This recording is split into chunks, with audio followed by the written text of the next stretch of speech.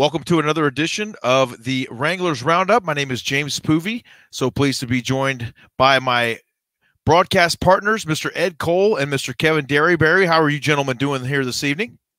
Gentlemen, good evening. Greetings.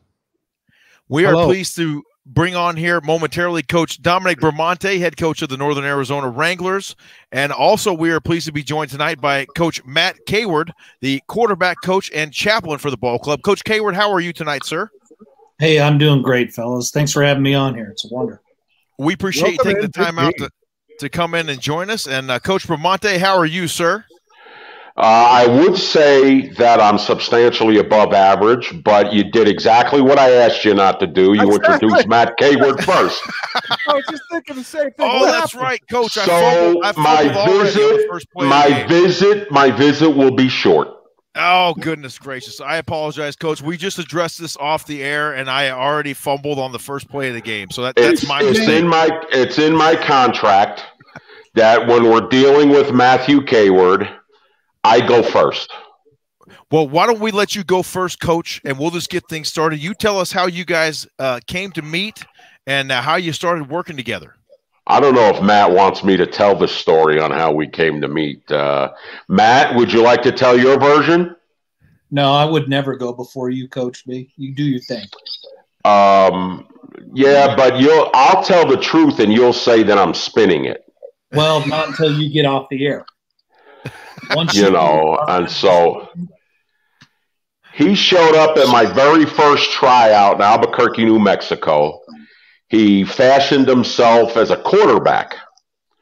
And as you can tell by looking at the screen, nothing about him says quarterback. Not naturally good looking the way quarterbacks are, and obviously of the 5 screens that everybody's looking at, 4 of us, myself, and the 3 gentlemen from the show, we love it when Matt's around because when Matt's around, we know we're not the ugliest people in the screens.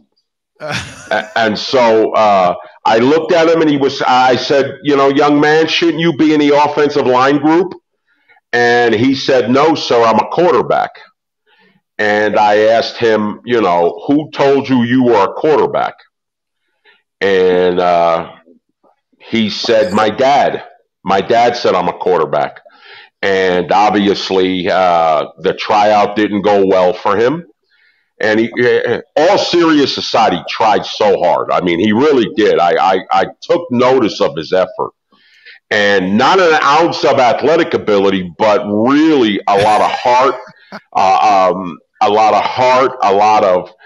he's the first quarterback I ever seen, James, whose calves were bigger than his thighs. Okay? And so it was really a little odd looking, but he worked so hard and tried so hard. There was a couple of times, I believe, right, Matt, didn't I come to you and ask you to relax a little bit? Just let it flow, have fun, relax. He was pressing so hard. After the tryout, his agent was really pushing for me to sign him, and I was like, no way, man. Like, this is a new era. We're going with talent. And so I went up to him and informed him we're not signing you, but would you like to be on staff because I need hard workers like you, and we've been together ever since. I see Coach's lid stop moving, but I couldn't hear a word of what was going on. Is his sound off, or have we started already? Oh, yeah, we're going. We're going right now. Yes, sir. Yes, sir. That's good writing, Coach. Good writing, Matt Caward. Oh, gosh, it's going to be a good year. This is going to be fun. Oh, my Is this a roast? I'm sure it's really good stuff. Because he is the most gentle, the kindest. He only says great things, especially about his coaches. So we'll just assume that that's what was said because I couldn't hear a word. Yes. Well, Matt, if you notice, Matt, you're the only one without headsets on. And so I'm not surprised you're not prepared. I'm not, I'm really not. And so he doesn't do interviews like this quite often, as you can see. I want to apologize to the 3 men on the panel because, as you can see, I love my children. I spoil them. When they should come prepared, and they don't. So it's quite all right, Coach. And the first portion of the show here is typically a roast, Coach Caward. So no harm, no foul, right? And why don't you tell us a little bit about your coaching background, Coach Caward, and what it means to you to be a member of this Wrangler staff alongside Coach Bramante. I couldn't be more honored. All joking aside, and Coach, he's hard on his guys. There's no doubt about it, as you can see. But I know he loves them, and I know he cares deeply for me. We've been close ever since the New Mexico Stars back in 13 when he took, or 14 when he took over. Took the job in 13 in Rio Rancho, and like you said, we met at a tryout. I played 2 seasons during camp during the first 2 seasons of the New Mexico Stars as a quarterback, and so when the new coach came in, I went out to show what I could do at 35 years old, and he's not wrong that he came up and told me to relax, and he's not wrong about not signing me. And I had an agent back then that was terrible, and I absolutely couldn't sell anything. And I think the worst thing about that agent was that he had me as a client. So it makes it even more difficult for him to try to sell me to a coach that really wants to win, as he said. So, the guy you wanted back then was Lee Steinberg, right? That's the guy that just probably made a mistake. Lee Steinberg made a mistake. Let's call it what it is. Hey, from your mouth to God's ears, I think you're exactly right. I would agree with you. Tell him Matt, up until maybe a year ago, still fashioned himself as a quarterback. Tell him the Harbaugh story.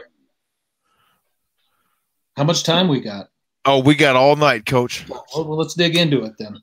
Coach is one of his favorite stories. In fact, when we meet people on the street, he pulls them aside. Hey, have you heard the Harbaugh Caward story? Coach, let him. He's shopping here at Smith's. Let's not bother the poor man. No, you're going to want to hear this story. And I first met Harbaugh, Coach. We went out to Arizona because they were having the Pro Bowl game for the first time in the Continental U.S. and it happened down in Phoenix. And so we went out there because Coach and Harbs are very tight. And so we went out there and we're getting on the bus, and I get on the bus, and I don't realize my first time around NFL teams and the protocols. And so I sat in the first seat that I saw was open, which was a designated seat. I find out later. And so Coach leans back to Harbs leans back to Coach B and says, oh, boy, who is this guy? He says, well, that's my guy. That's Matt.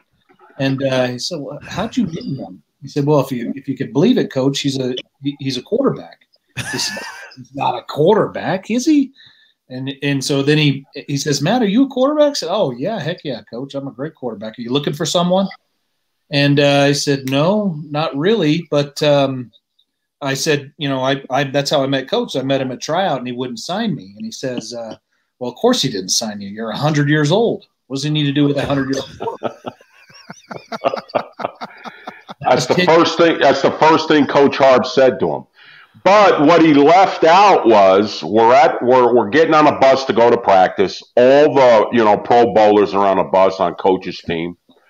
Matt is like awestruck, so he got caught in between. We were all on the bus ready to go to practice. Matt was the last one. They're looking to shove off NFL security. Matt sees the other team getting together in the lobby of the hotel, and so he gets awestruck by the other team and forgets to come on the bus. So NFL security's about to leave. And so I said, let me go get him because I don't want to leave him here at the hotel. And NFL security said, no, I'll go get him. He went and got him and said, hey, we're leaving. Remember, Matt? He said, we're leaving. If you're coming, let's go. And Matt said, oh, and ran on a bus and sat in the NFL security seat. Instead of, and if Matt was thinking, he'd have went back with the players, And so I gave Matt two rules he had that week of practice. No picture taken, no autographs. That was the 2 rules. I said, those guys are at work. They don't want to be bothered, nothing. He said, Coach, I got your back. No pictures. No autographs. 2 days later, I get a phone call from a friend of mine, and he says, "Hey, I see you're at the Pro Bowl." And I look around going, how does he see I'm at the Pro Bowl? I said, how do you know I'm at the Pro Bowl? He says, I saw Matt Caward's Facebook page. He's got all pictures with players and, and everybody. And I looked at his Facebook page right there, and we were on the field at practice, and I went, son of a bitch.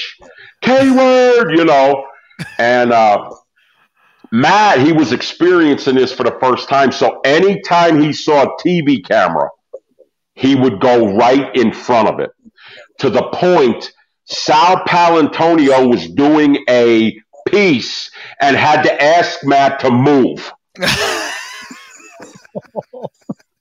Right? The game start, we go to the game.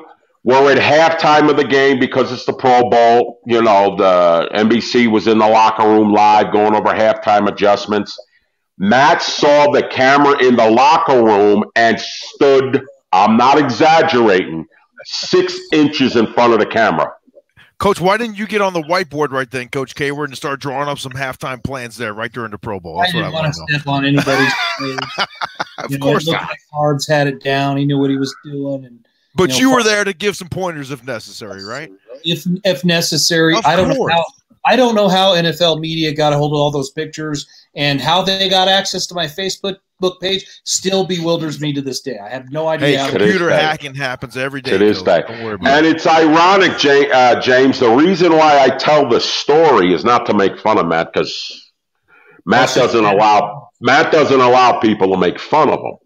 That's just the reason why I tell that story is because that was the origin. Literally, that was the origin of the Duke City Gladiators, that trip.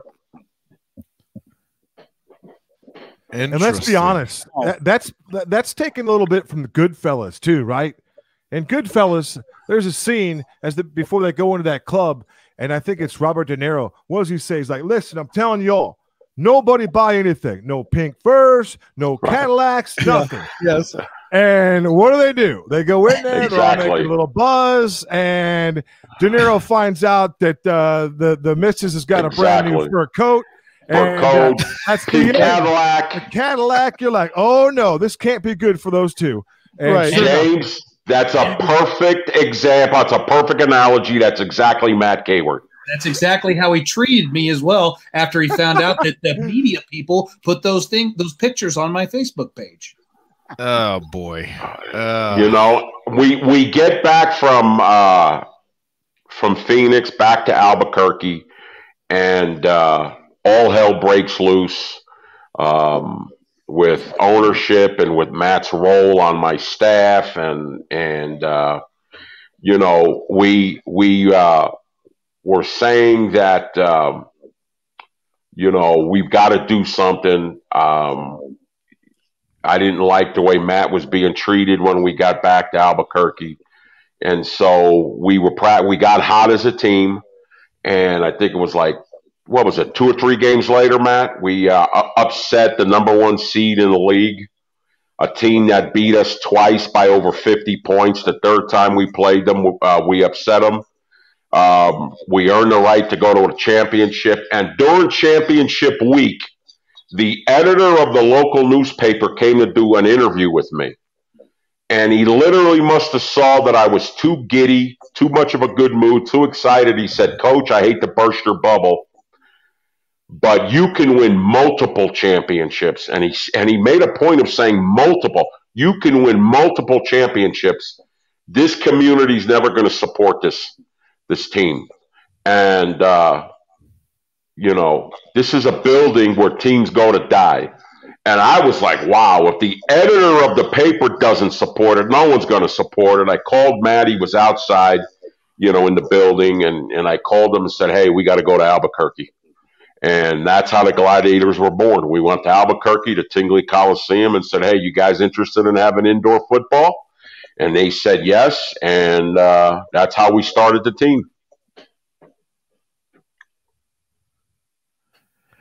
Now, Coach Caward, you're originally from Chino Valley. You graduated from Chino Valley High School, if I'm not mistaken. And it's always kind of been a dream of yours to start an arena team or some sort of football team in your hometown. Is that correct? Tell us about that a little bit. Well, it hasn't always been. I did graduate from Chino Valley High School. I graduated in '94, and I went on college ball in Sterling, Kansas. I played football and baseball there. I actually sat out a year after high school because I had got a scholarship at Yavapai College to play baseball, and I had turned down an offer to play football and baseball at an NAIA school in Kansas.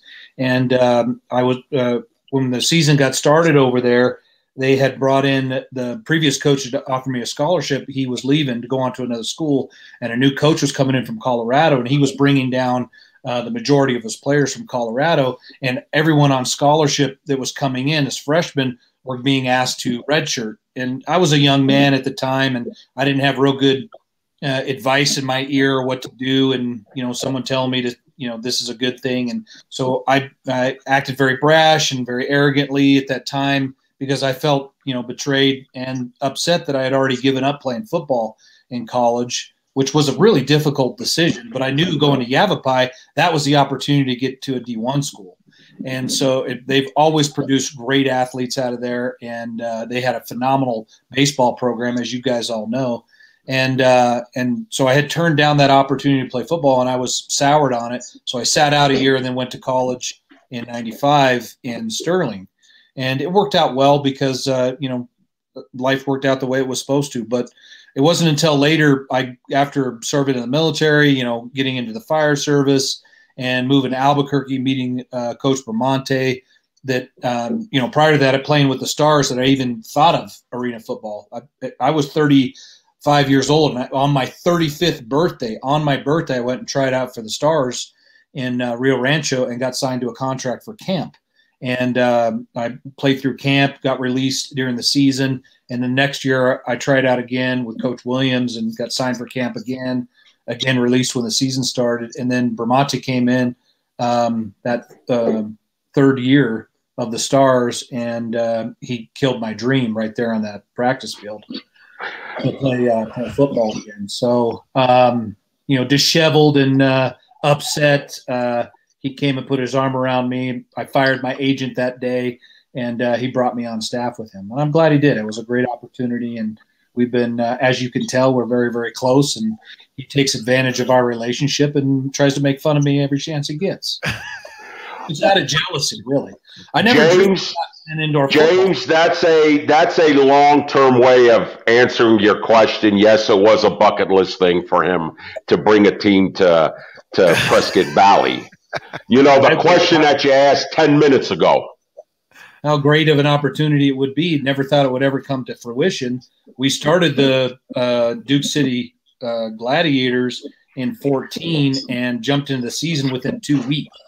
It was an amazing ride and probably the most difficult thing I've ever done in my life. But, with the support of my family and my wife, and because my whole family jumped in too. I have 3 girls. They all jumped in with us, and they were helping out with the team. My wife helped out an incredible amount that first year and all the years after. And, Coach built an amazing football team that 4 years later won back-to-back championships in the CIF. So, we didn't just start a football team. To do it, cost money. Matt maxed out every credit card that he had, took a second mortgage on the house, took a second finance on he had a $75,000 truck that he had paid off through sheer hard work from what he does for a living. And he took, he developed equity from everything to develop the Duke City Gladiators. And so he did a little bit more. Him and his family did a little bit more than just co-found it. They funded it, and so to think of someone that would do that, I'm surprised his wife didn't divorce him, but it was a family-run team. Matt's whole family got involved, from his dad to, his children to his brothers. And it was literally homegrown. And then in the being a part of that culture that we had built there and the organization that we built there that 4 years later would hoist trophies over their heads is a pretty amazing thing. But I knew what we had there was something very, very special.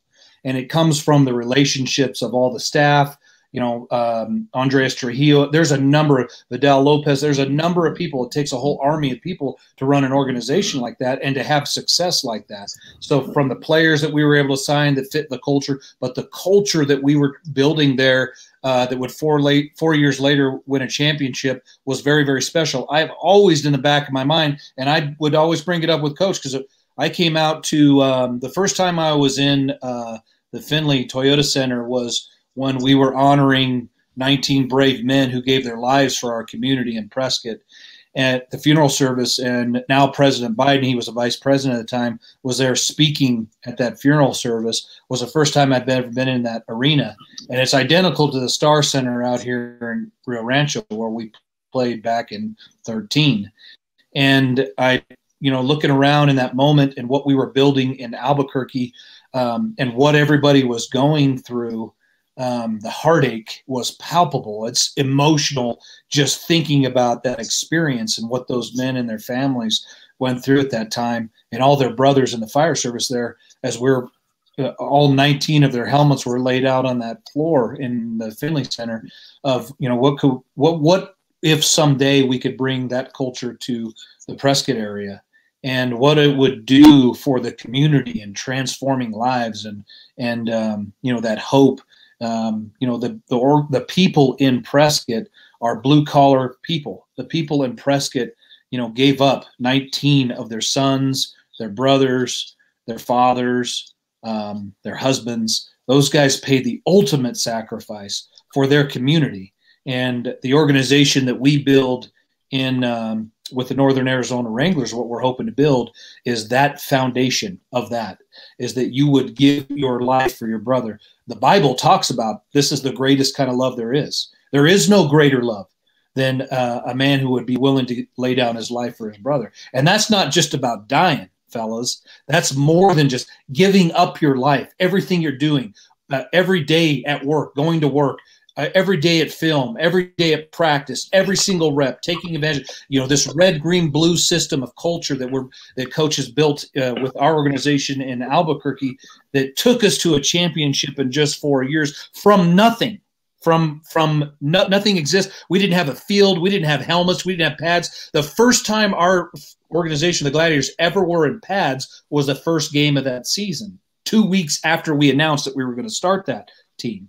And to take that team 4 years later to a championship team is a testament to the sacrifices of many people in our organization, up to and including the announcers at the table, what you guys are doing for this team. You guys are a great integral part of the culture that we're going to build there in Northern Arizona with the Wranglers. This is the platform that we're going to use to bring great culture to the community, and it's going to be healing. We call it the juice. This is what we're about, the family of our coaches. And you guys, as you're meeting these coaches and you're doing these specials, I know you had a great conversation with Coach. I've watched your guys' interview, and it's phenomenal. What you guys are doing is phenomenal because you're surrounded by great men and women of our staff that are going to transform men's lives that are chasing the dream. But not only that, we're going to transform that community. I know what we have to offer Prescott, and it's near and dear to me because I grew up there. That's my hometown. My father was born and raised in Prescott. The house that my grandfather built with his own 2 hands still stands to this. He built it out of stone right there on First Street. And it's still there to this day. He built it out of stone. He pulled out of the creek right there on First Street in Prescott. And I've taken Coach by there many times when we go up, because every time we're in town, we go up to visit the grave sites of those 19 brothers that gave their life on that fateful day. So that's what excites me about it. All that to say this, I know what we have to offer that community. It's my opportunity to give back.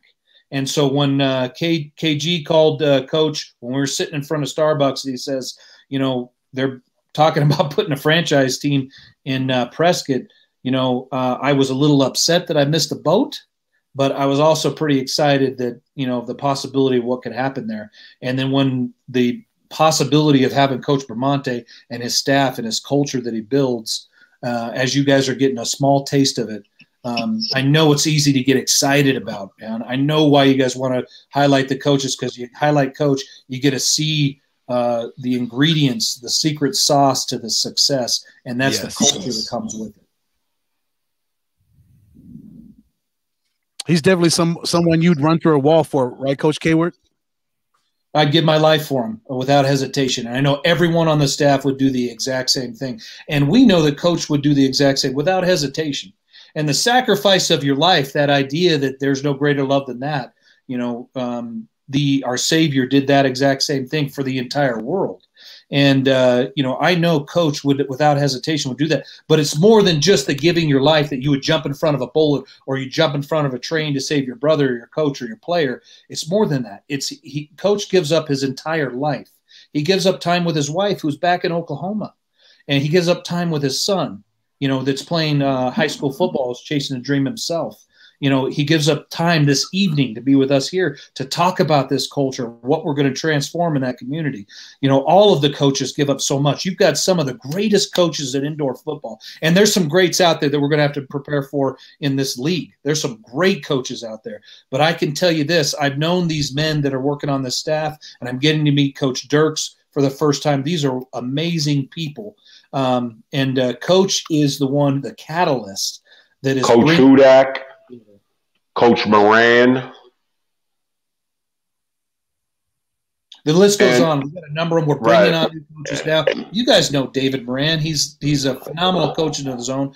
Here's the one thing I'd say about Coach B is he's a developer of leaders. What got me excited about being it is I serve in the fire service.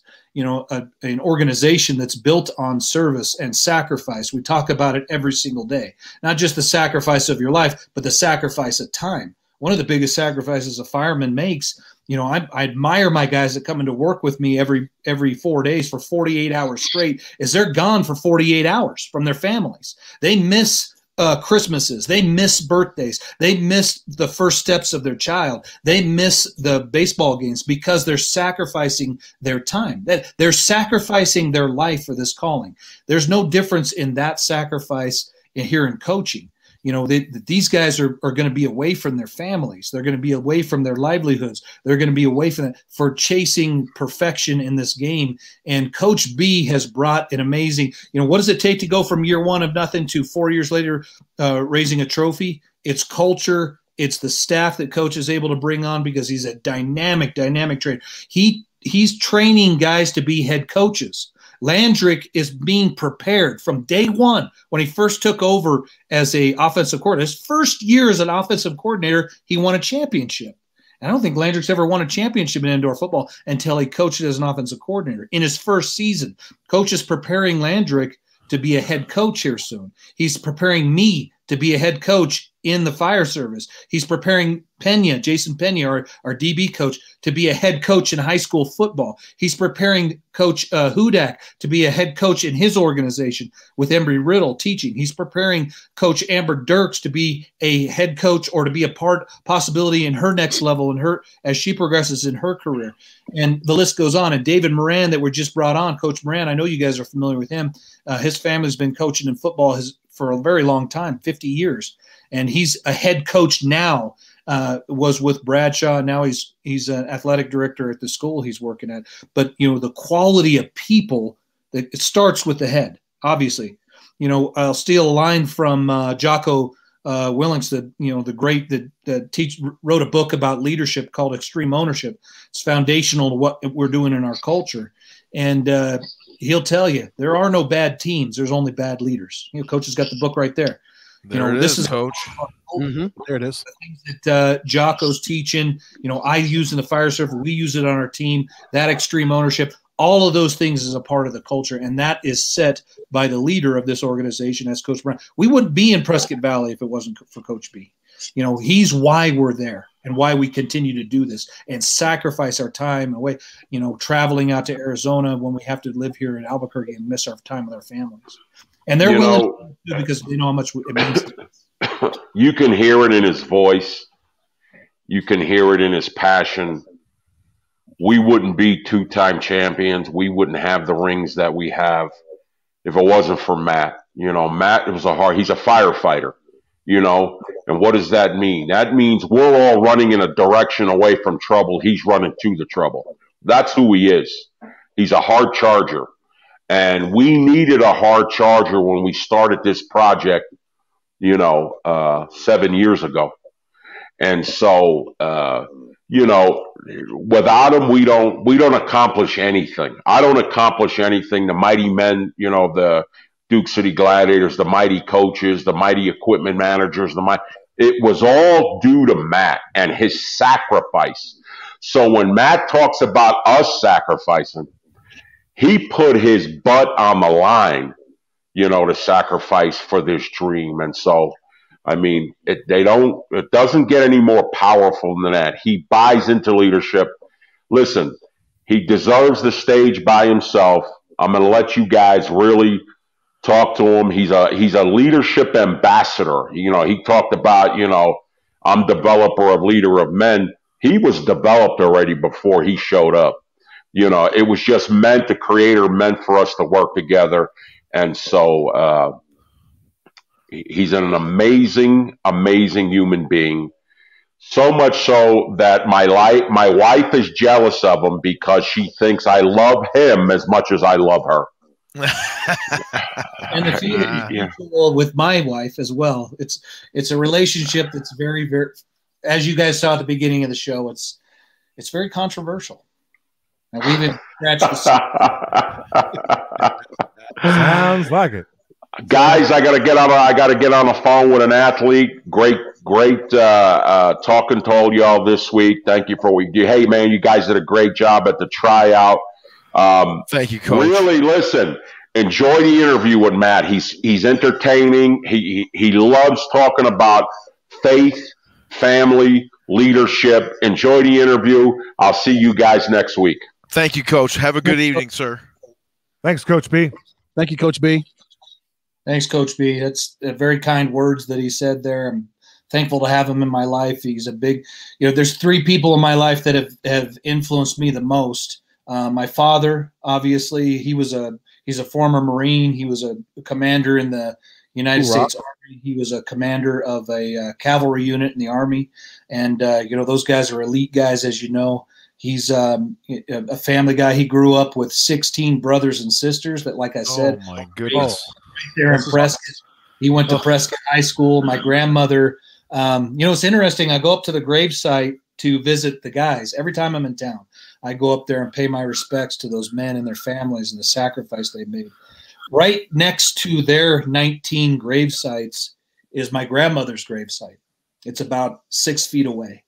My grandmother, who raised 16 children and a couple hundred grandchildren, is watching over those guys at that gravesite, and I get to go honor her and those men and their sacrifices when I go into town. And she raised them right there with my grandfather, who served in World War II. I get to go visit their house, and I take Coach out there. I say, hey, you want to go up to the site? And he says, absolutely, let's go up there. Every time we go into town, we go. That's one of the first things that we do after we grab a cup of Dutch Brothers coffee, because he's addicted to it. So we go up to pay homage to that. But my father was an amazing individual, and the most influential person in my life. The second person I would have to say is my wife. She's an amazing woman. What she went through and puts up with. She's a saint. What do you call an angel? Because she's an angel. She's a saint, and she's a unicorn. She's an amazing mother. All those things. I'm not sure what you call that. I simply just call it Crystal. That's my wife. She's an amazing human love of your life, maybe? The love of my life. That's a great way to say it, KD, because that's what she is. I met her the first day of college. We were out there for 3 weeks in Sterling, and the freshmen all got to go do an orientation in the auditorium. And me and a buddy of mine, whose name is Matt, also were there playing football on the team. And we come out of that auditorium going to chow, and we see these 2 beautiful young ladies walking out. So let's go right up to them and embarrass ourselves. And that was my wife, Crystal, to this day. In fact, my buddy Matt and I, we would joke around. If we didn't want a guy talking to another girl that we might be interested, we'd say, hey, that's my wife. Don't talk to her. I'm going to marry that woman one day. So the first time I saw her, I told my buddy, that's my wife. I don't want you talking to her. That's going to be my future wife. And who knew I'd be prophetic. So she's an amazing influence in my life. We're celebrating our 25th anniversary of marriage this June. And, like Coach said, the Gladiators wouldn't be around if it wasn't for her and her sacrifices. She's helped raise 3 amazing young ladies. My daughters, I have a 24-year-old daughter who's a graduate of UNM. She was a full ride. She's an amazing athlete. She had an offer to play at Colorado Christian 2 sports, dual sports like her dad, play volleyball and softball. And she was smart enough to turn that down for a full ride scholarship, academic full ride scholarship, because she had a 4.67 GPA at UNM. Bing, and bing. Wow. She went and got her bachelor's degree, didn't cost her a penny, graduated from college without any debt, and now she's on her way up this July to Idaho State University to finish her doctoral degree in physical therapy. My middle child, Deanna, who is a superstar as well, she is finishing her bachelor. She graduated from high school, the second student in her high school's history to graduate high school with an associate's degree. She got her associate's degree before she got her high school diploma. And wow. Oh my she's goodness. also a full ride academic scholarship at UNM. And she's finishing her bachelor's degree in pre-med biology. She's way smarter than I am, as you can tell. She's going to graduate with her bachelor's degree this spring in pre-med biology. She wants to go on to be a medical doctor, or who knows what she's going to decide. She could do anything, really. And then my youngest daughter, Elena, she's a sophomore, finishing up her sophomore year, and she's going to graduate high school with her associate's degree as well, just like her sister did. So I would love to take credit for those girls because they're amazing young ladies, but really all the credit is due to my wife, and she got to stay home our entire marriage so that she could raise our daughters, because it was very important, which means I got to do multiple jobs. And so when I served in the Army, I worked delivering pizzas in the evenings, every evening. And so at a very young age, I developed a work ethic that has afforded me great opportunities to be a part of, I run a construction company. We do a couple $1 million in business every single year. My construction company does. I'm a full-time firefighter here in Albuquerque. I'm a captain. I'm blessed to do that job and work with some amazing firemen in my station. We had an amazing team my previous year, and this year we got a great team as well there in the firehouse. And then, now I get to take on this next challenge with Coach Bramante and some amazing staff, as you guys are getting to know. These guys are salt of the earth, talented. Brody is an amazing coach. Mm-hmm. But that leads me, into this segue, if you guys don't mind. I know I'm talking a lot, but the key to this success of this organization is not going to be the X's and O's. Everybody in this or in the IFL are great coaches. You see the stack of great at every team. There's a great coach that has won a lot of games at this level. Every team is going to be very, very competitive, including the Wranglers. We're going to be competitive because I know the staff. Pena, Hudak, and our offensive coordinator. I would die for my offensive coordinator without hesitation. The guy is a talented coach. He's been through it at every level. He's a sacrificial guy that will lay his life out for anybody, and he gives up a lot to do what he does, and he's very, very good. We've got the X's and O's. We've got the talent. You guys saw our roster. It's second to none. We've got a great roster. We got some great quarterbacks coming in. We're getting ready to sign another quarterback to come in who's phenomenal. We just signed a quarterback last week. Our roster is ever changing because we're bringing in guys that we think can help us improve.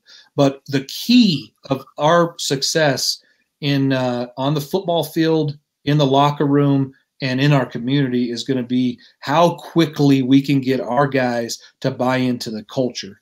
And it's layered, fellas. Our culture is layered as you're getting a taste of it. You see the culture on my wrist right here with the red, green, and blue. I'd love to share it sometime. Our culture is built on extreme ownership values, those leadership principles in the book. If you've never read Extreme Ownership by Jocko Willink, I strongly recommend.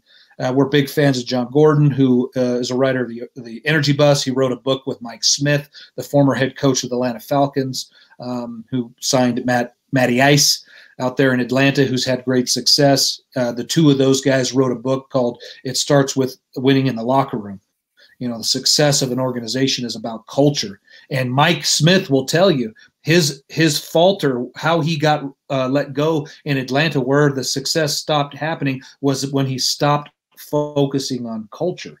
And so our culture is what drove us to a championship for us. And we didn't sacrifice culture at any level. We lived by the red, green, and blue philosophy. We lived by the extreme ownership philosophy. We lived by the good philosophy. When things go bad, we say good. That's a Jocko Willink thing. You know, all those things are layered within our philosophy. This is going to make you guys better.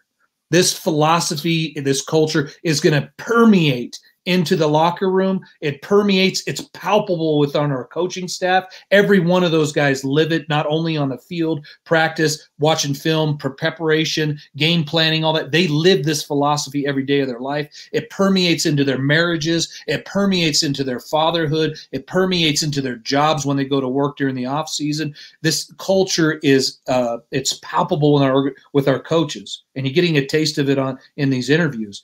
It's going to permeate into our locker room. Our players are going to adopt it and buy in. If we can get them to buy in it the soonest, that's when the success is going to happen on the field. That's the key. You want to know what the secret sauce to winning championships? It's culture. That's the secret sauce. And it starts with Coach Bramante. And it starts with Landrick Brody. And it starts with that coaching staff. And I'm honored and lucky. I'm blessed to be a part of those guys' lives and to have them in my life.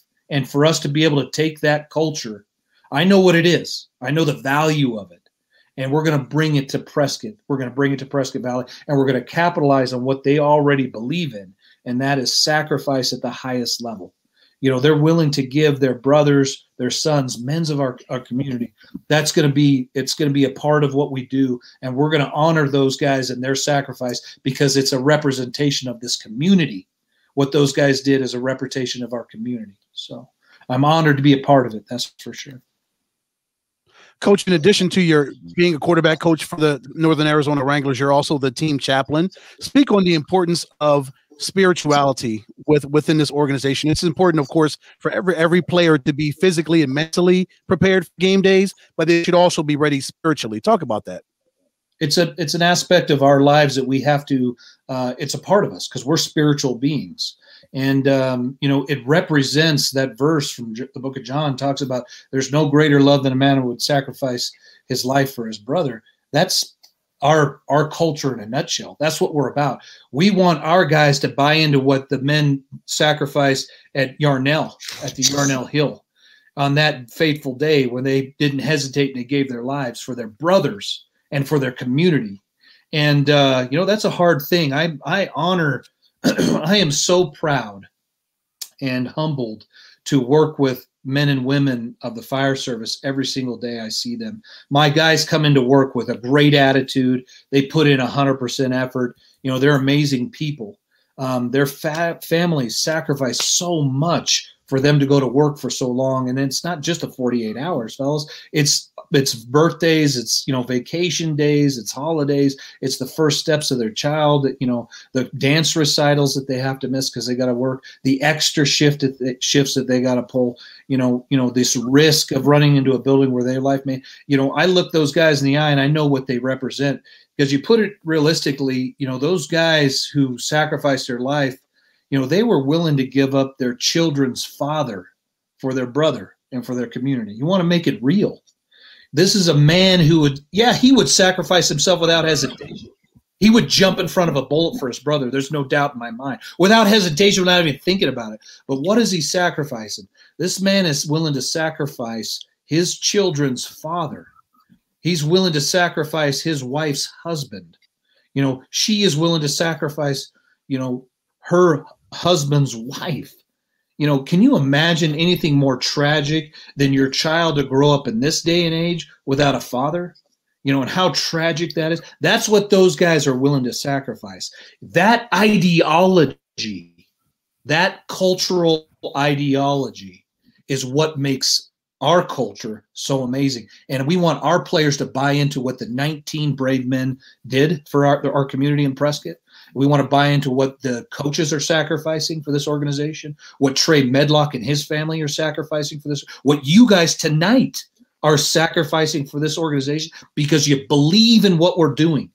And you can see the level of professionalism. It's palpable. It's obvious. When you are around amateurs, you know what that's like. Because when you see it, well, you get a moment with a professional like Coach Bramante, you see it. When you stand and have a conversation with John Harbaugh and the success that he has had, what kind of a leader does it take to lead men like Ray Lewis? What kind of a leader does it take to lead men like Ed Reed?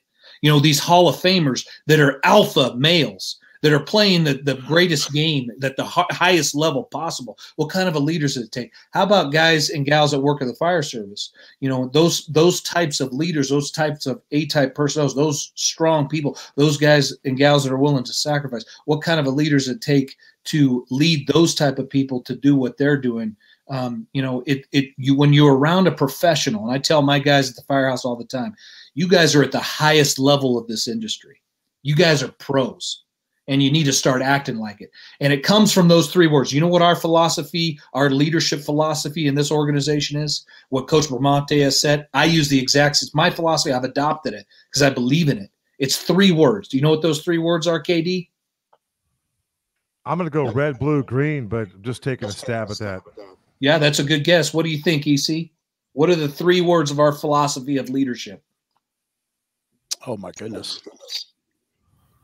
It's okay. What do you think, JP? You got it? Coach, you stumped us. Hit us with it. All three coaches mentioned it when you talked to them. Our leadership philosophy is three words. I love you. And that's what it's built on. I love you. That's our leadership philosophy. And it starts with Coach Bramante. Because I love you, I'm going to make sure you prepare every single week to get up on the whiteboard and write out plays and be able to adjust on the fly. Because I love you, I'm not going to let you be late to work. Because I love you, I'm going to call you out when you're not prepared on the field. Because I love you, when you're taking a playoff, I'm going to say something about it. I'm going to do the hard stuff. It's easy to say I love you to your child or someone that you love. But are you willing to the sacrifice? Because that's what love is about. There is no greater love than those that would be willing to lay down their lives, not just dying, that would be willing to lay down their life. And you catch on to that philosophy, what kind of a father are you going to be?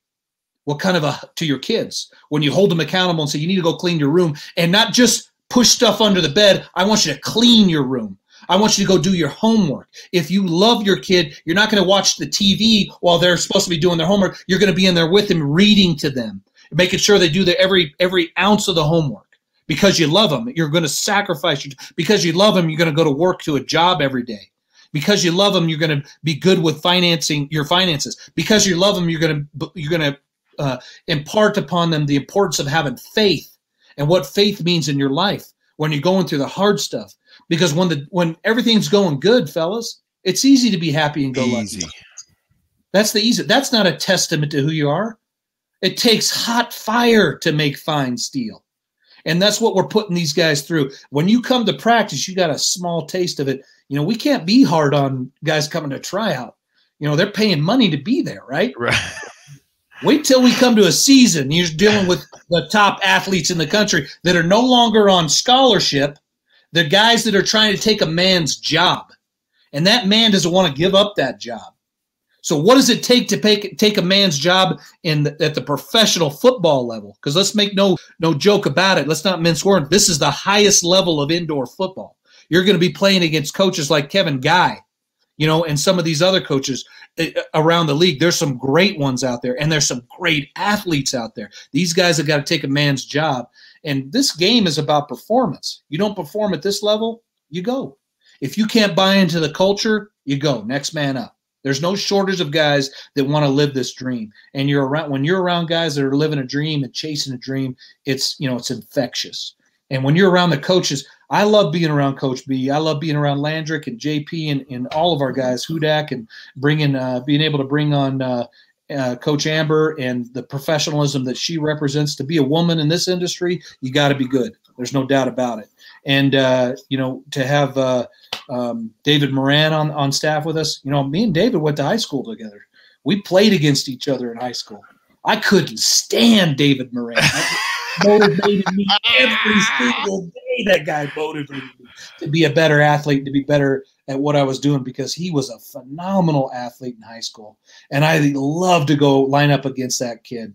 I remember, we have another coach on our staff, Coach Denny Lopez. He was a coach out at Chino High School. Me and Denny graduated from Chino together. We played football for 4 seasons together in Chino Valley. Denny's an amazing human being, and he works there and lives there in Chino, and he coaches. Been the longest standing coach on Chino Valley High School staff. 20-some years he's been coaching at Chino High School. And, Denny clipped a newspaper article from the Chino, I think it was the Courier at the time, years ago, back in '94. And it was a front page picture of me stiff-arming David Moran into the dirt. And do you still have the picture, Coach? All the time. He still got it. So, having David on staff with us, the guy went to OSU for 2 seasons, went down and played with Northern Arizona, NAU as well. He is a phenomenal human being. He's going to add a lot to us. I was running special teams, and Amber was going to assist me and, trying to prepare Amber for the game, get her introduced to it. And, David came out to that tryout, and I got to see him again. I haven't seen him in 25 years. And, get to see him again was exciting. But to have him come on staff with us, he's going to be taking over special teams. The specials guy, I was a coordinator when we won the first championship, and I was a GM for the team and an owner of the team, but I wanted to be a part of the staff because that's where the juice is, right, fellas? And Coach entrusted me with a third of the team, and he entrusted me to be a coordinator of the special teams. And we only lost 2 games that year. And won a championship, and it's a big part of it. And, it takes a lot of time, man, the sacrifices these coaches make. I just admire them so much. Brody lives football every day of his life, in off season and during season. He's an amazing guy to be around. He's very inspiring because he pushes me. David Moran has been pushing me my entire life.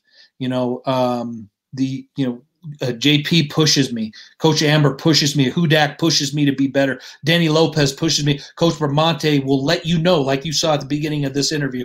He'll let you know. He has no qualms about it. He will let you know. But we know that it's out of love. But that's what we love about Coach B, right? Heck yeah. You can't do anything but, so faith is another part of it. All that to say this, faith is a big part of this. I'm blessed. I've been a pastor in ministry for 20 plus years. I served as a full-time pastor at a church. I'm the founding chaplain with our fire department. I started a chaplaincy back in 2007. I'm the first chaplain in our department's 60-year history to ever be pinned with that badge and built that program from nothing.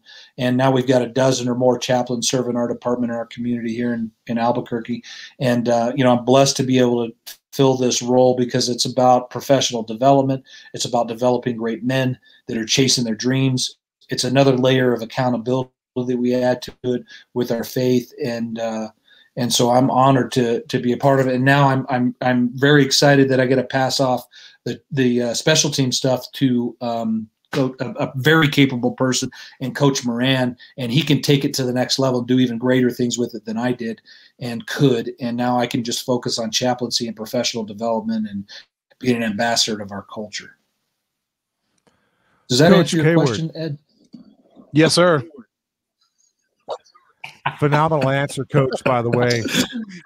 A lot of substance to that. A couple things I'd like to touch on there. One is I really couldn't imagine what it would be like to be in the presence of Ray Lewis. I mean, of all the things that I know about Ray Lewis from back at the University of Miami as a one-time Hurricane to play in the National Football League with the Ravens and just his life, amazing football player, Hall of Fame individual, but just I can't imagine being in that kind of presence. What the aura of that man, for one. Number two, not to deviate from the powerful conversation, the words of wisdom, Coach. I kind of wanted to just circle back to the success with Duke City for just a moment so our Northern Arizona Wrangler fans can get some vision and get an understanding of how this starts and the idea of where we could go. The process We always hear that term, the process from idea and vision, from dirt to the design. We're talking about the fruition of the design of an indoor football league championship ring. Like life, football can be a windy road. What was the experience like from signing checks as an owner, a founder, a general manager, to developing quarterbacks and everything in between? Man, that's a great question, KD. You, JP, you guys, and EC, you guys are great at what you do. You guys are pros in every sense of the word, that's for sure. That's a great question. I love it. I appreciate the kind words very much. Winning is a process. You're not going to step out on the field, and I doubt you'll hear. I would be shocked if you heard any one of the coaches on this staff say we're going to win a championship this year. It's probably never come out of there. You guys tell me, have you heard any one of them say we're going to win a championship this year? No, sir. Not yet. And the reason for that is because we know the weight of that statement. It's not frivolous to us because we went through it. Now, in 2014, when we started the Gladiators, it was literally from nothing. We had nothing, and my goal was, okay, maybe we bring on some owners. I'm gonna organize 10 different owners. They're gonna put up, $25,000 as seed money and to get this thing started. So we're gonna raise, $250,000 just to get it started, and then we'll sell the sponsorship and do that. And it's going to take us a year to do this. So our goal in 2014 was not to start a franchise in 2014. It was to announce it and build a team to get ready for the 2015 season. Well, the Stars organization, I was hired. That was the year we went to the Pro Bowl. When I got back from the Pro Bowl, Coach was talking about how they treated me. They had just ran a story in the Albuquerque Journal, the big newspaper here in Albuquerque, about me taking over as the general manager of the Stars. So I got to play 2 seasons with them as a player. I was brought on as an assistant coach with Coach Bramante, and then their 4th season, I was going to be the general manager of the team. And when we got back from that trip in Arizona, we were on cloud 9. I know I was. I'd never been around players like that. Pictures of J.J. Watt and autographs from every player on the team and the coaches. And no, I didn't get autographs from those guys. It's all right if you did, Coach. It's all good. Yeah, Coach is not here. He can't say a dang thing about him. No doubt. So no, when we got back, we were feeling really good, and they brought in another person to replace me, didn't say a word about it, and just slowly phased me out over the next couple of weeks, and really did us dirty with the new ownership that came in. And so we were really soured. And then what had happened the year before when we went to the championship game with someone saying you win multiple, they're never going to. So, he's not lying about that. That's exactly what happened. We went and visited Tingley Coliseum. Those guys were wonderful. They rolled out the red carpet for us. They helped us. We wouldn't have the Gladiators without their help. And your relationship with the arena is a big part of this. You talk about writing checks and signing contracts and stuff like that. It is nerve-wracking. Well, so I had a group of 10 owners that we had selected, and then the Stars' franchise went under because Coach – he was so upset with the way they were treating me and everyone else that we had built. He said, I'm done with you guys. And he resigned. And so they were treating him very well either. They didn't value what they had and what we brought to the table. They thought they could do it without us. It's reminiscent of what the Chicago Bulls went through during their, that special they put on about the final season they had. And, that the ownership decided we can do this. It's not the players that win championship. It's the ownership. And, that ridiculous story of The Last Dance is exactly how the Gladiators were born. And it's really exactly how we got away from that organization. Now we're in Northern Arizona just by the Lord working it out. You talk about faith. God is designing all this. None of it's by happenstance. We know why the 3 of you guys are on putting these interviews together. It's a designed plan. The creator of the universe has put this staff together. He's put your guys' staff together. He's putting Trey together for this organization. He's putting the experience the fans are going to have. This is you talk about a Cinderella season. We'll see what we can do. But we're not going to, the process, winning's a process. It takes time. It takes a culture, and it takes time to build a culture. And that's why I say to you, KD, is the team that's going to be successful in this league is the team that can get their guys to buy into each other the quickest. That's the team that's going to have success, because these are the best athletes in this game. These guys are a moment, an opportunity away from the NFL, literally.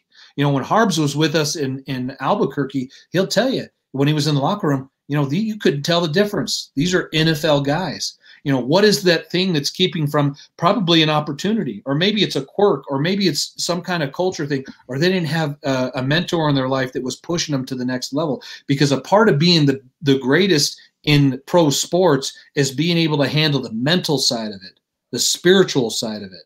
You know, you see so many athletes get into the NFL and then they just go off the deep end and they lose themselves in it because the stage is too big for them. The pressure is too much.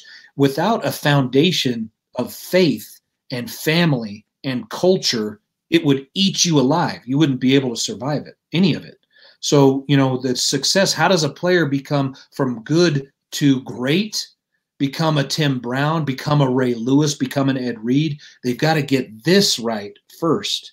And then that all the rest of it will come when they get this right, and they can handle the pressure and those moments and be able to perform at the highest level when, you know, they're dealing with injury or dealing with the press or dealing with the spotlight and that sort of thing. So, you know, it's a great question, KD, because you get it, you know what it's about. You know, what you guys do, prepare every week. I know, Ed, you were coming from another show you were doing, and you guys' busy life and but you're a rock star, EC. You've got fans galore, thousands of people, listeners. Oh, Coach, you have no idea about this guy. Yeah, it's another layer what you add to this broadcast here. I get it. I get what, and to deal with two divas that you've got to deal with when you're on the show. I understand. I take a second seat also to Coach B. When you saw earlier, I let him rant and do his thing. You know, let him have. That's what I have to do with these guys, Matt, and it's all right. I'm okay with it. Hey, you're a superstar too. We have just had absolutely nothing but a ball getting to know you guys over the last couple of weeks here. We've been nothing but impressed with the staff. I was very impressed when I got a chance to go out there on Saturday and watch some of the tryouts. And as you mentioned, you know, Coach, I saw your fire. You were getting the guys going. It was nothing but intensity. You wanted to let them know that, hey, this is an opportunity right here. I heard you. You said you're out here today to steal someone's job. And so that's really what it's all about. Who wants it more? This is professional football. As you mentioned earlier in the show tonight, you're not on a scholarship anymore. This is put your big boy pants on and let's go to work. And so we've been nothing but impressed with you guys. And it's going to be some kind of inaugural season for the Northern Arizona Wranglers. That's for sure. It's exciting. And you can hear the excitement. I'm so glad we got you guys, going to be on the air, because you guys are going to put our product on TV and on the radio for everybody to see. And you guys doing your homework while all this is going to add that much flavor to what you guys do. It's going to make your guys' broadcast even more interesting and exciting. And you guys are going to, we want you guys out there at practice during camp. You're going to see another side of the coaches. You want to see, you're going to see another side of Coach B. There's no doubt. He is harder on his coaching staff. You think he's going to be hard on players. He is hard on his coaching staff. Another reason I'm glad I'm not doing the special teams this year, because he is hard on his coaching staff. I've been through those meetings, man. I've dreaded walking in. I deal in the fire service. I'd run into a fire before I go through a freaking meeting with Bramante, not prepared. But because he loves you, holds you accountable. And it's a high level of accountability, and it only makes you better, and it makes you buy into it. To go through this whole process, like KD was saying, to win, it's such an amazing process. I got to see a different side of a lot of things. As an owner, building a franchise, dealing with other owners, raising money, a staff that was, my wife running game ops. Putting together the cheerleader program and community service program and all the different layers of this. We had hundreds of people sacrificing time to build the gladiators into what they are now. And, everybody, it takes such a big army of people, and people like yourself are only going to make us better. I am so excited for the people of Prescott Valley, Chino Valley, the Quad City area, Camp Verde, everybody, Flagstaff, everybody coming down. We don't promise too many things, because you can't really promise too many things. But I will promise you this: is if you come to an arena football game, Northern Arizona Wranglers, you're going to see a very competitive team that is performing at their highest. And you come watch one arena football game, you'll come and watch another one. I can promise you that. That's what I can promise. And I can also promise you that, the coaching staff is working incredibly hard. We're signing players even up to this night. I got a contract from Coach B, sent out another contract to a player. We're making moves all the way up, and we'll make them all the way up to midseason and even beyond, bringing in players that buy into our culture, the red, green, and blue system that has built success of where we're at. You see how many layers it takes to do this and to do it well. And, how much work goes into it, how much work you guys have prepared for and do. And, my hat's off to you, because to sit there and listen to me talk for an hour, I can't imagine what you guys are going through. It's got to be painful. No, this is furthest thing from the truth, Coach. Yes. And the thing is, Coach, when you win back-to-back championships, you've been at the pinnacle. You've been as high as you can in this industry, and you don't want to go any lower than that when it comes to your professional standards and where you want an organization to be. So that's exactly where we want the Northern Arizona Wranglers to be, that championship level organization. It's going to take time, but that's where we want it to be. Yeah, you're exactly right. And I can promise you we're going to work our tails off to make sure you get the best product on the field. You got great people. We got a great culture. Because the people of Prescott deserve it. They've sacrificed too much. For them to put down dollars that they go and work so hard for to get a ticket to come watch a guy chase his dream and perform on the field at a high level. And, I can promise you the coaches are putting in the time. They're going to be deserving of that, $20 bill for you to come see it. It's going to be worth that investment for you to come and get a taste, just a bit of this juice that's flowing within this organization. You're going to get a taste of it. There's no doubt. And it's going to be inspiring. It's going to be inspiring to the little ones out there that are going to be chasing dreams as well. And it's going to be inspiring to you, people going into work every single day, the sacrifices they make to provide for their families. We understand that cost, and that's why we are working so hard to put a product on the field. I've been at the highest of highs, like you said. Easy to talk about the highest of highs. I sent you guys a couple of pictures of those trophies being raised, and you can see, the experience is unbelievable. And the fact about it is, like Parcell says, they're never going to be able to take that away from you, ever. You've won the championship. They're never going to be able to take that away from you. I've been at the lowest of lows. I've had conversations that first season, in the bus that we were driving. My father was driving the bus because we didn't have a bus driver because we couldn't pay him that first year. My dad was driving all night long in a bus, at 65 years old, to get our team to the next game. I remember sitting and having a conversation with him about, this is it. We're not going to be able to make the next game, because all 10 of those owners that I had gotten promises from, not a single one of them were there to write a check when we started the season. And like Coach said, I funded that entire season.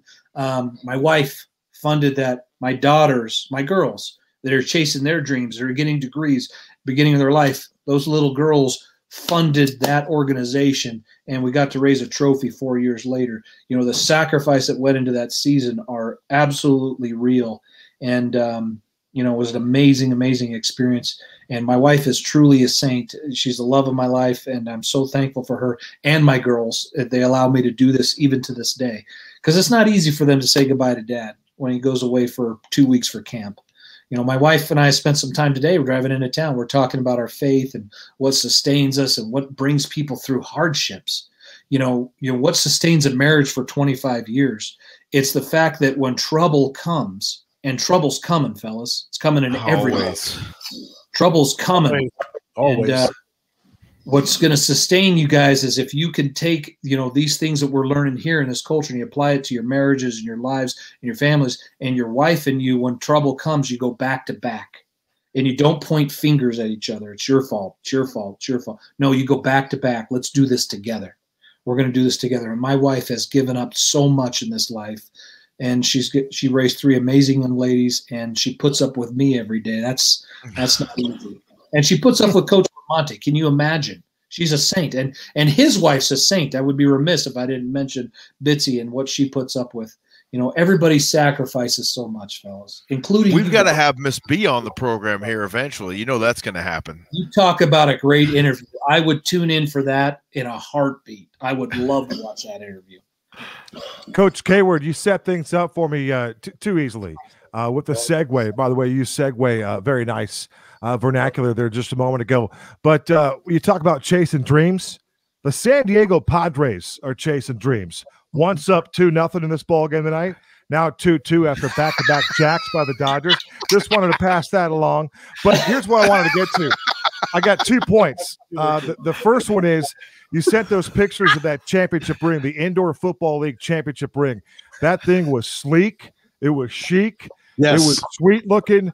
I want to applaud you and your colleagues on the design of that baby because, again, there's something out there to obtain. There's something tangible to get. It's not all just coach speak. There's something really developing here. And again, to repeat ourselves for a second, it's a process to get there. So I wanted to get your comments on that. And then let's talk about some players. I know just to draw one crazy fantasy football analogy, if I've got 7 running backs on my roster, a lot of people are going to question me and say, you've got none, coach. And so we've got 3 to 5 quarterbacks on your roster. Do you like the developmental stage of any of them as we are just a couple weeks away from game 1?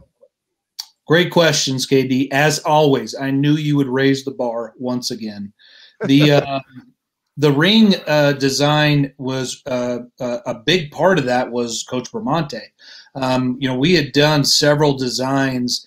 And that was a big fight with ownership because it's money. It costs money to that. And when you're writing checks, that's tough for the businessmen that we had grown. We had grown to an ownership group that was really significant. We had some leaders in our community. A part of our success was we had great ownership.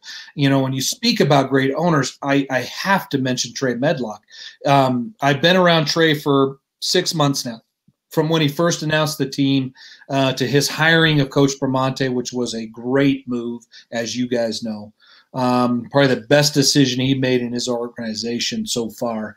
But Trey has done a phenomenal job getting the guys great housing, all of their needs taken care of, meal deals in a time where, it's tough to get meal deals and those types of things in this market because who's going to spend money on advertising right now coming out of COVID? And Trey's been able to overcome all that stuff. And he's got such a great staff and a great teammate and his wife helping him because she's just as much involved as he is. And, it takes a big team to run organizations like this at the level that we're running it at. This is every sense of the word professional. And it is shown first and foremost by the owner of this organization, Trey, and, with the coaching staff, with our head coach, where it begins there. But he was instrumental in designing that ring. And so he and I put it together really, and we designed it and we submitted, and they said, no, that's too, it's going to be too much. No, let's not do it. So we got a cheaper version of it designed. And it's like, this is never going to sit on anyone's finger ever. It cannot see the light of day. And it was destroyed. And then we had the ring that we had designed. We finally got the ownership group to buy into getting them, and they were ordered and came in the next year. I actually had the first one designed because mine was the sample. Mine was the model. And so in honor of the new ownership taking over, because I left the organization, I was done. I'm a full-time fireman. And we had sacrificed. My family had given up so much the 4 years prior. I couldn't put them through that again. So we left. And so I sat on that ring until they gave them out because I didn't want anybody to see that it was here until they gave it out to the players. I wanted them to have it first because they're the ones that won that season. So, and the coaching staff. So when they were honored the next year with the new ownership in 19 at a ring ceremony, that's when I pulled mine out and I put it on, and those pictures were taken that day too. So, a lot went into that design, and it's a phenomenal ring. You're exactly right, KD. And it represents everybody's sacrifices. So many hundreds of people sacrificed for that to come to fruition all the years. Andreas he was a founder with us, Trujillo, dear friend of mine. He helped us start the Gladiators the first season. We wouldn't be a team without Andreas. And he also left the organization he actually left before 18 when we first won the championship because of his family, obligations that he made before, and he couldn't give the time anymore. And so, Andreas got a ring because he put so much into it, because it didn't start year 4. We didn't win it year 4. We won that championship beginning in year 1, and then year 2, and then year 3, and then year 4. The ring, that championship, and those trophies are the consequence of all the sacrifices in year one, are a consequence of all the sacrifices in year 2 and 3, and all the time and effort. Brody spoke on your guys' broadcast a couple days ago, and he was talking about what it was like to go through that 18 season. Man, I wouldn't wish that 18 season on anybody, because you talk about a grind.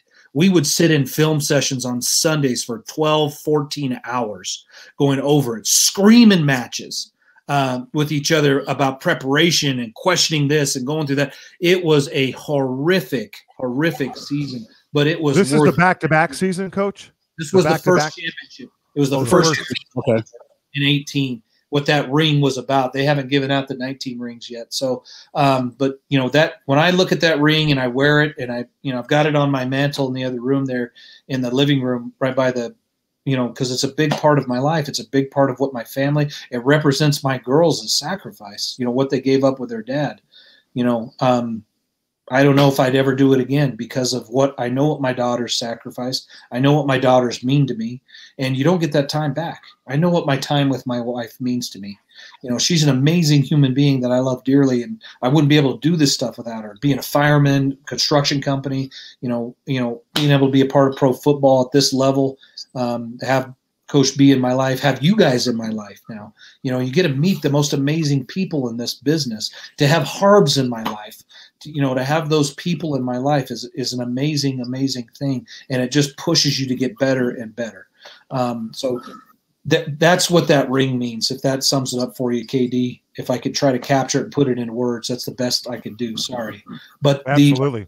When it comes to players, man, I know what you guys are excited about. That's the past. That was that. It's great. We got the trophy on the mantle. We've got the football signed by all the players right here in my office, and I get to reminisce about it. I get to look at the ring. I get to wear it. It's great. We're on to the next thing. We don't wear gladiator gear anymore. That's done. We don't wear the rings to events anymore. That's done. Now we're on to the next, and it's about the players. And it's about bringing in guys that can perform at the highest stage. Look at the quarterbacks that we've signed. Verlon Reed, who played at Ohio State University. Mm-hmm. And the pressure that he was under in front of a stadium full of fans that loves and is passionate and is ridiculous about football. 2-year starter with the Rattlers. What does it take to play football at that level?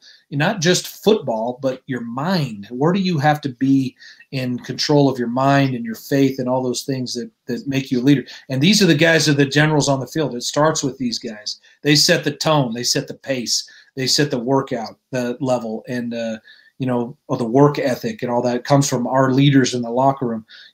We don't start practice pro football. Practice starts itself. Our leaders begin practice. Coaches don't go out there. It's not like high school, college. You go out there screaming at everybody. Like at the tryout, you guys saw at the tryout, we're yelling at these guys to come over and get ready. Listen, man, you guys don't get. You don't have an ounce of idea of what this is about or what this opportunity is. So let me put it in perspective for you. Yes. You're trying to take a man's job. That's what you're trying to do right now.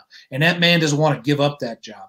And if you're lackadaisical and you don't have the right attitude, you don't put forth the right effort, there ain't no way you're going to perform at this level. This is pro football now. This is the highest level of it. You're not on scholarship anymore. You got to earn this job, the right to put on that jersey, to put your name across the back of that jersey and represent your family out on that field. And this community is about sacrifice, right, guys? This community is about those 19 brave men who laid it all out on the line, who gave it up. They don't get to come watch football games with us. They don't get to enjoy the Wranglers. You know what I'm saying? It's emotional. How can you help but get emotional about their sacrifice? That's what these guys are coming in to represent.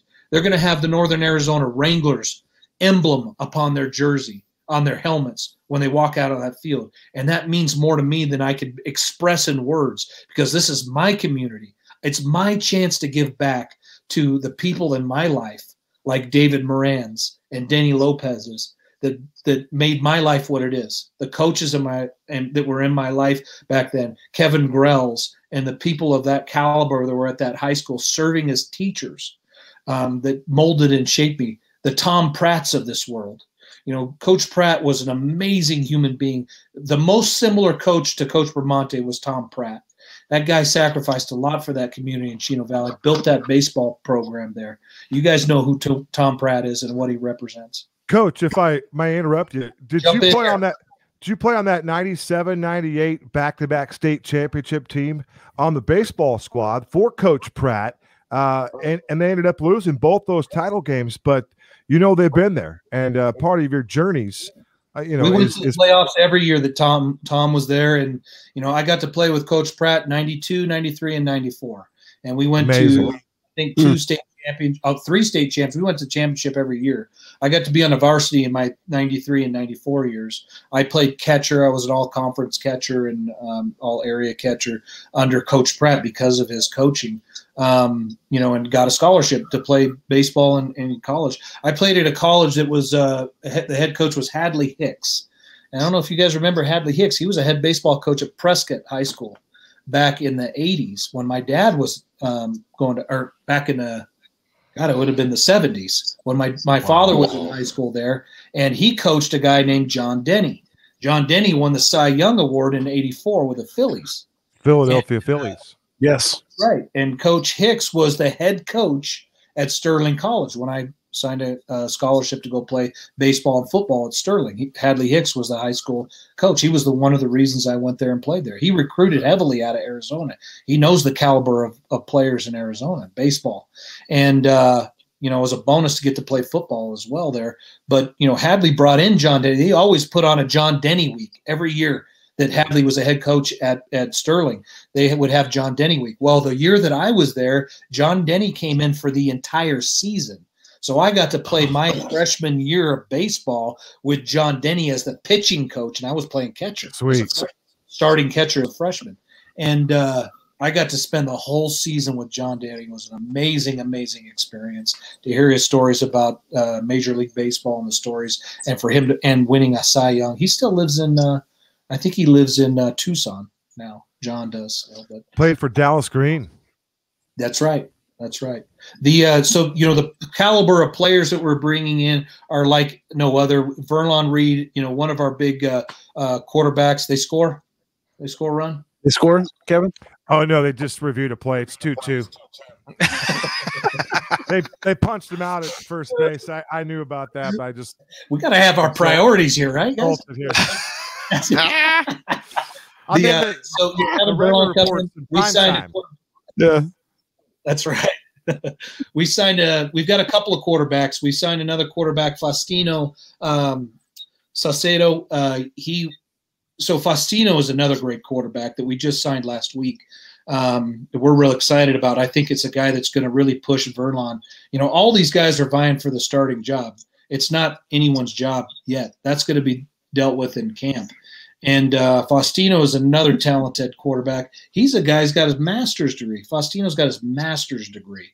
These are we talk about what a blue is in our culture system. These guys, we're bringing in guys that are blue. They're the elite. And what a blue is, let me just go over the culture if you guys will indulge me real quick. Our culture system is the red, green, blue. Every morning I put this band on. You see the coaches, every one of them is wearing this. All of our players are going to wear it as well because it's a reminder of what our system is. There's 3 types of players. There's 3 types of people in the world, and they're colored. They're either red, they're green, or blue. A red is a guy who is a negative guy. And you guys have been around plenty of reds in your organization. Guys that are always negative, pessimistic. Nothing's ever right. Nothing's ever their fault either. They're not accountable. They don't have a work ethic. They don't have integrity. They don't hold themselves because it's not their fault. It's somebody else. They're constantly blaming. You get guys that, make a mess. They don't clean it up. Yeah, it's not me. It's him. It's his fault. Or this place sucks. Or they're just negative to be around. And you get a bunch of reds together. Everybody's negative. It feeds on each other. That negativity feeds on.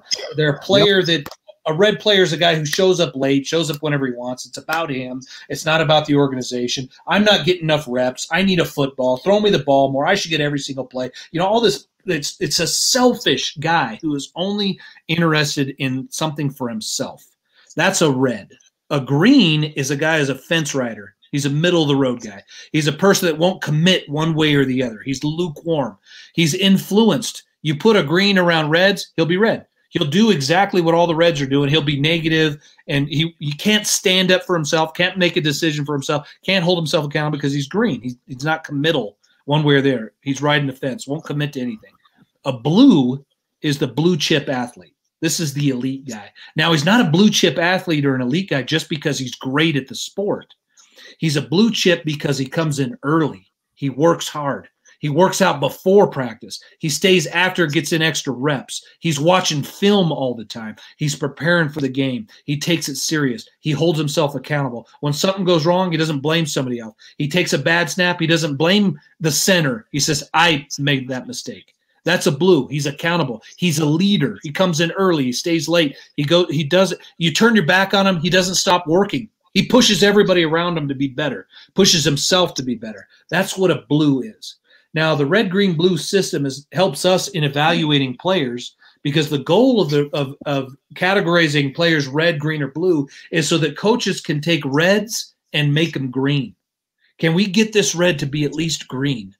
And taking greens and making them blue. Could we get this green to commit fully and to buy into the culture and be a blue? Can we do that? And the blues, just not to screw them up. Just to fan that flame and keep them doing what they're doing because they're at it. They're doing what they need to do. They're blue. Now, the other part of this culture is with the coaching staff or with yourselves. Is there times in your life that you acted red? I'm sure you guys remember times in your life where you acted red. I'm sure there's times in your life when you guys acted green where you didn't take a stand for what was right and you just were a middle of the road or you started going with the group or the flow because it was easier. And I know there was times in your life when you guys were acting blue and you acted blue. And so we put this on our wrist every single day. We teach it in the fire service, be red, green, or being red, green, because I want my guys at my station and my crew to commit to me. What color you guys wear? I teach them the system. It's our 7th rule. We go through 7 expectations. Every year we sit at the table before we begin a year of our duty. And I say, the 7th rule is, the color system. I want you guys, this is what a red is, this is what a green is, this is what a blue is. What color do you guys want to be? And so we all commit with our voice. We say it. I make them say it. What color you want to be? And this isn't a joking matter because this is what the seriousness of it. This is a difference of a professional, of a pro in this game and in life. Is it, can you be blue in it? And when you do something that's red or green, that you recognize it, say, man, I was green. Man, I was red. I remember times in life where I did red things and I regret them. I remember times in life where I did green things and I wasn't committal and I regret it. And I remember times in my life where I was blue and I did the right thing. And that's what that's about. So that's our culture in a nutshell, the red, green, and blue. It's won 2 back-to-back championships. We won that with culture. And so we bring in players that can buy into that culture. A blue is a good teammate. It's about you sacrificing for your brother next to you. And I'm going to beat this horse because it's what we live by in the fire service is about sacrifice, laying down your life for your brother because you care about him. And that's not just about dying. It's about putting in the work. The score at the end of the game on a Saturday night is going to be determined tonight on our first game with the Rattlers. It's being determined right now. In our preparation with our coaching staff, bringing in the players that can buy into the culture. How quickly can we get those guys to buy into each other? Because a team that's going to win at this level is a team that can buy into each other the quickest. That's who's going to raise the trophy, come September. And so if we want to be successful come September, we've got to get guys to buy into the culture as quick as possible. And that's about the 19. It's about the red, green, and blue. It's about the Northern Arizona Wranglers shield. And it's about the community and each other, every one of the guys in the locker room.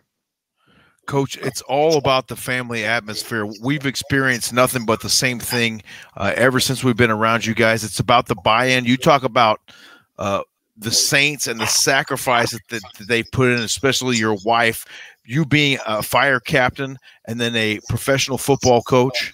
I mean, those are such time takers right there, but it's about the buy-in. She gets it. You tell her, hey, listen, this is something special, this Northern Arizona Wranglers team. I'm all in for these guys. Do you see where I'm coming from? Oh, yes, I get it. No, I completely understand. And that's what it's all about. It's all about the family atmosphere. And like you said, when you get the players to see and buy into that same vision, sky's the limit. You hit it on the head. That's the recipe. You want to know what the secret sauce to making this, this amazing organization? That's it. This family atmosphere, the I love you, and that's a difficult thing. I love you is about accountability. It's about calling you out when you make a mistake or you do something wrong. It's about being a pro in every sense of the word. That's what the I love you is about. The red, green, and blue is about, hey, you're not being blue right now. Step it up. It's about accountability. Owning everything in your lane, doing your job. You want to know why the Patriots, the New England Patriots, have had such success for so long? It's because their leader, the head of that organization, Belichick, had a philosophy. You know what the Patriot way is? Do any of you guys know what the Patriot way is? It's 3 words, not the I love you. It's do your job. Your job. Yep. That's the philosophy. That's the Patriot way. Do your job. We do the same thing here. JP doesn't get involved in the chaplaincy stuff. He doesn't get involved in the O-line play. He doesn't get involved in D-line play. He does his job, and he does it well, and he does it with enthusiasm. He does it with a great attitude. He does it with a passion. Coach Bramante is about developing coaches and making sure each coach is staying in their lane and doing their job. It's about you guys doing your broadcast job, not second guessing what Matt Caward's doing with the quarterbacks.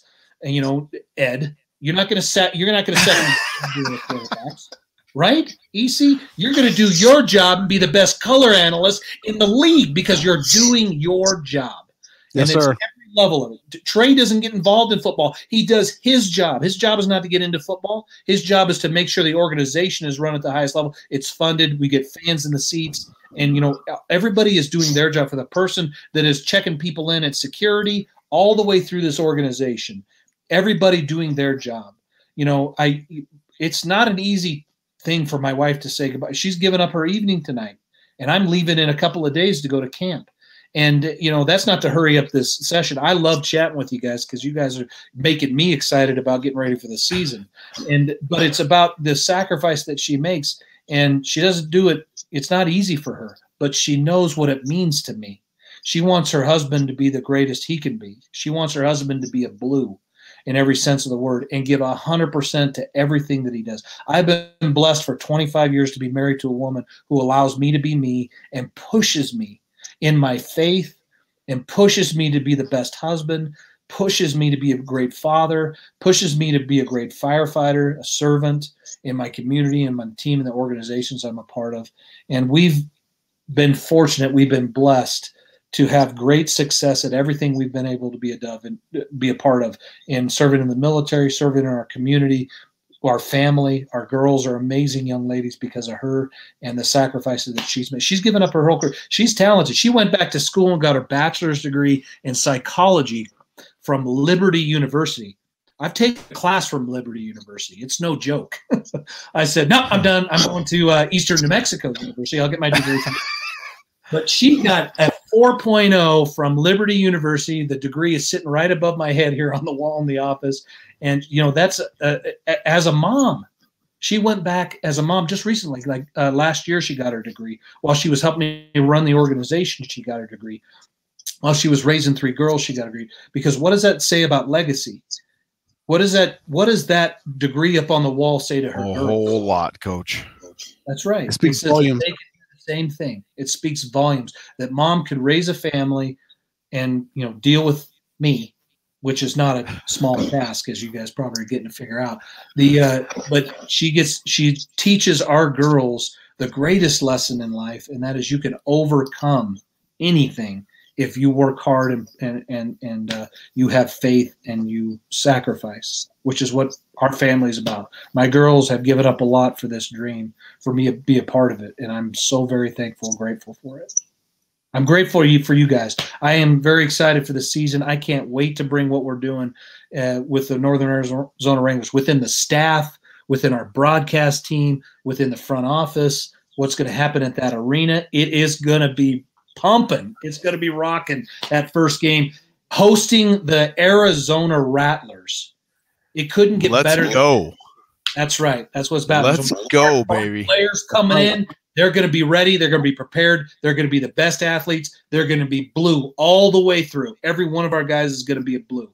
which will tell you something about our team and our culture. If every one of we've never had a team where every player walked out on that field was a blue. That's what we're hoping to do this year, and we'll see what happens.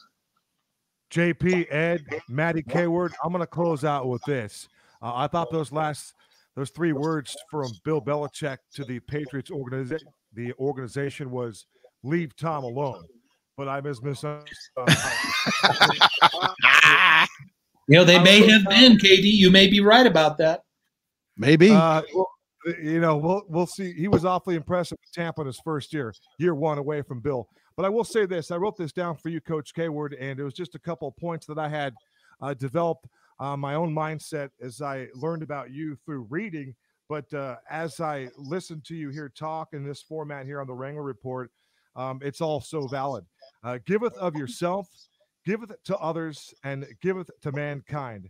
Coach Caward, you embody some impressive characteristics, my friend, and so thank you for making us all better here with your being. That's very kind words, KD. I appreciate that very much. That's very thoughtful of you to say. And I hope I can live up to those 3 statements, my friend. Coach, such a pleasure to chat with you here this evening, and it was great to meet you officially in person last Saturday, and we're extremely excited for the season. We're going to have a great time, and we look forward to a wonderful inaugural season with the Wranglers, and we thank you again for your time, and special thanks to your wife as well for letting us borrow you for the evening, and we look forward to getting to know you even better, my friend. I look forward to it, JP. Thanks a lot. Appreciate you. Have a great night, sir. We appreciate it. Thank you for coming on with us. And that was Coach Matt Caward, the chaplain and the quarterbacks coach for the Northern Arizona Wranglers here with the broadcast team. Myself, Kevin Derryberry, and Ed Cole. Everyone have a great night. We'll talk to you again next time on the Wranglers Roundup. Go Wranglers.